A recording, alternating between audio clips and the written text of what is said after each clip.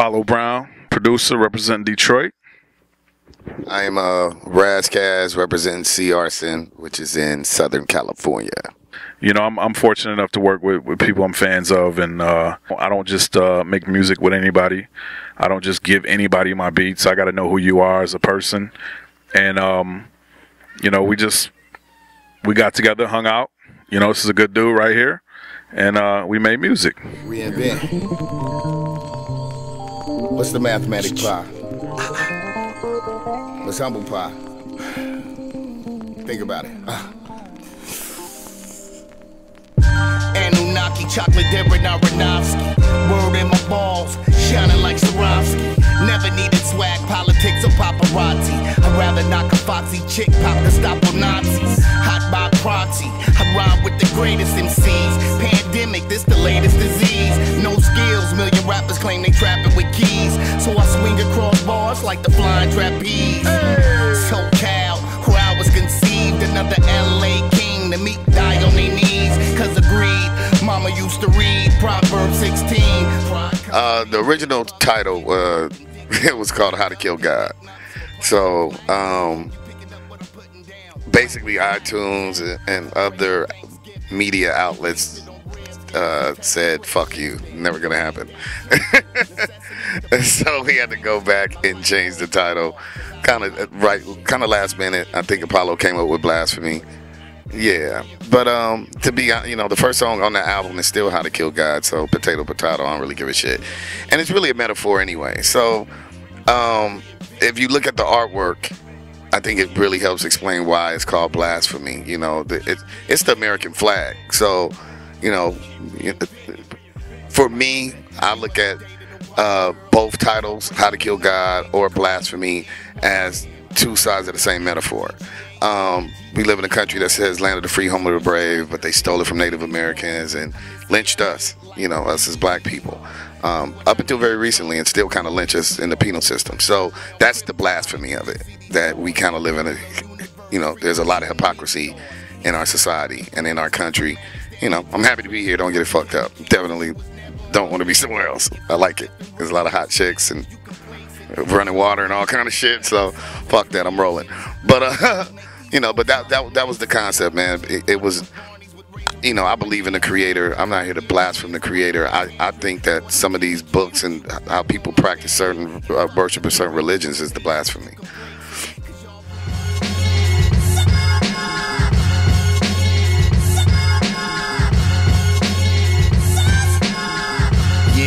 This is How to Kill God, Holocaust, Crusade, Zionism. The funny thing is when people hear that title and it's designed for that reaction, period, it's shock value. Once you listen to the song and realize it starts out and says Holocaust, Crusades, Zionism, Jihad. This is How to Kill God. That you going around forcing your religion or forcing your culture, child abuse, rape. That's how to kill God. We all God's creation.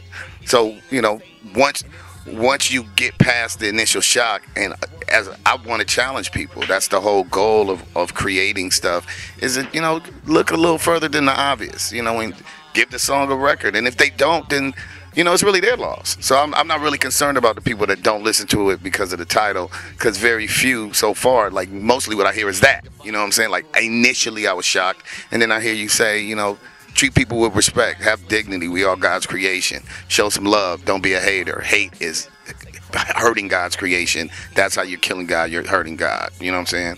We are in the image and likeness of the creator, so show some respect and stop being a dick.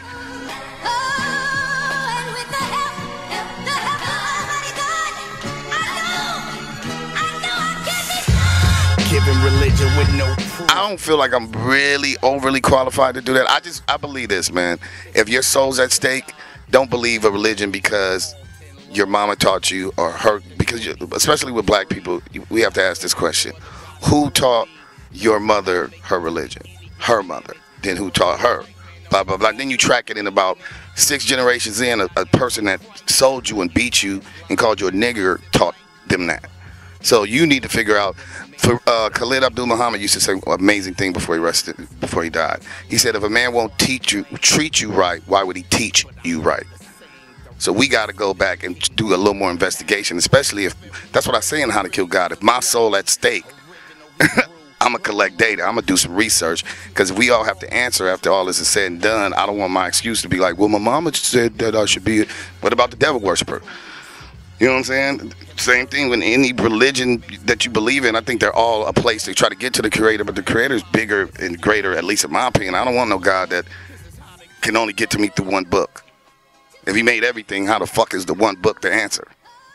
He is the answer, not the book. It's a vehicle. And what about the person that's born on the island that don't get no book? He don't get no Quran, he don't get no Bible, he don't get no Torah, he don't get no Buddha, he don't get no Vedas. So he's doomed? I don't think my God is that fucked up. I think people are that fucked up, but not the creator. With a dozen roses. Can you smell what I'm talking about? Just giving you the runaround. But first and foremost, this is Ras Kass. You know, Ras Kass does what he does, and Apollo Brown did what he did, and came together and made the the perfect marriage, and made Blasphemy. Everything about it was easy. You know what I'm saying? Everything about it was natural. It was organic. Like I said, we got to know each other first, and we got in the studio together, which a lot of people don't do anymore. You know, you have to get in the studio, man. You got to feel each other's vibe, and you have to. When I play a beat, I want to see the look on his face. You know, and when he comes out the booth, spitting a 16, I want him to see the look on my face. You know, and it was just natural. It was just one of those things. So standing out, you know, like I tell people a lot, like all my albums are my children and my kids, and I love them all equally, but differently. You know, they're all different. And this one, you know, as soon as we started recording, as soon as I started getting about 5 or 6 beats in, and kind of, you know, feeling the sound of it, and kind of molding what it's going to sound like. And then he would send me over demos and stuff, and I'm like, okay, yeah. No, I knew right away. Like, to me personally, I'm not being biased. It's a classic. Period. My nigga, have you ever dated a white girl? Y'all break up and argue, then she call you the N-word. Damn, I girl. Not N-I-G-G-A, N-I-G-G-E.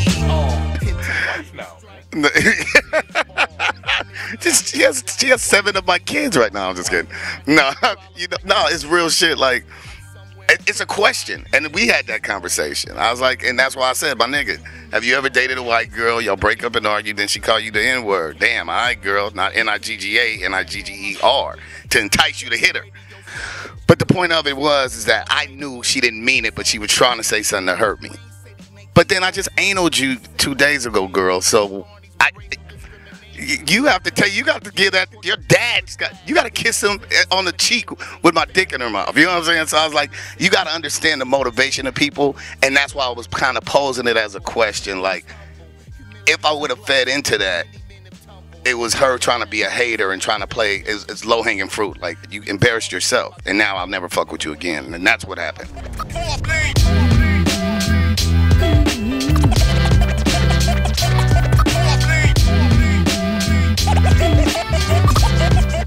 Yeah, man. I think, you know, everybody has their own path and who they're supposed to be. KRS-One wasn't Big Daddy Kane, who wasn't Tupac, who wasn't Biz Markie. You know what I'm saying? Like, everybody has their zone, and be yourself, and there's nothing wrong with that. Maybe mine is a little more socio-political. Maybe Kendrick's ain't. His is more reflective and maybe saying, you know, good kid, you know, bad, you know, mad city. You know, he's saying his narrative is a little different. He's saying like, hey, man, I was trying to go to church and they tried to jump me. And there's nothing wrong with that. Him being who he is, Joey being who he is. I love how much of Brooklyn I can hear and boot camp and that influence. You can just hear, you know what I'm saying? Ab-Soul's from my city, from C. Arson. You know, he always pay me great compliments and say, man, and I think he should really give him more credit than that. He'll say like, yo, you know, I'm just doing what Raz was doing 10 years ago. You know what I'm saying? I mean, he's really not. He's doing what he's doing, and maybe I planted, you know, gave some motivation or showed some kind of direction. But hip hop is alive and well, man. You just gotta research and find who you looking for. It's not just because it ain't on your favorite radio station don't mean it don't exist. Come to you learn 9 too late. It's win through actions, never through argument. Even if you right, they resentful, wanna harbor shit. There's a big planet out here. The world don't revolve around, you know, your 10-block radius, and so going to see the world is the best experience ever. And you know, and reading and getting, you know, reading something that you may not agree with is a great thing to do. You know, I try to read things that I don't agree with, just because I can see their perspective and I can understand why they may have reached that conclusion, and may challenge my belief system too. Because most people, and I'll wrap this up. When I'm a jailbird. Before Ras Kass, I made Ras Kass up. John Austin, jailbird.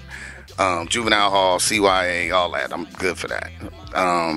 But when my first time in LA County Jail, worked ODR clerk, and the officer that was in charge of us on our job shift, it was me and a dude named CL, Brooklyn nigga.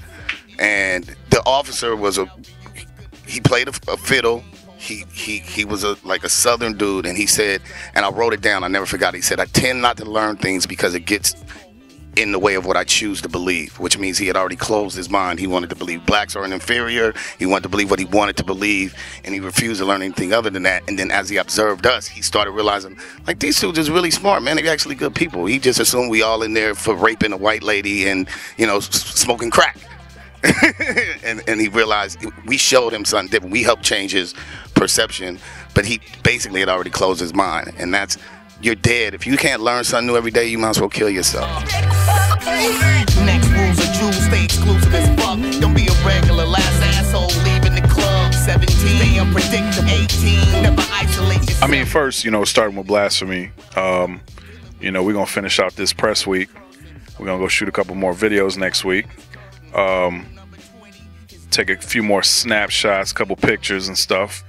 But then, you know, eventually we're gonna get on the road. We're gonna do some domestic stuff. We're gonna do some overseas work, and we're just trying to put this out here to the masses, man. Trying to make sure that everybody hears it and everybody loves it. And you know, that's all I'm really concentrating on right now is Blasphemy. Yo, this is Apollo Brown representing Detroit. This is Ras Kass representing C. Arson. And you are now tuned in to Out the Box TV. Yo, keep it locked in because we said so. Peace. Then come see me. Get your prescription refilled by Razzie PhD. Nigga, 48 laws of power. Here's the first 24, and it's not Jack Bauer. Young Razzie put you up on things. Show you how to be a boss so your nuts gon' hang. You gotta learn tricks for free.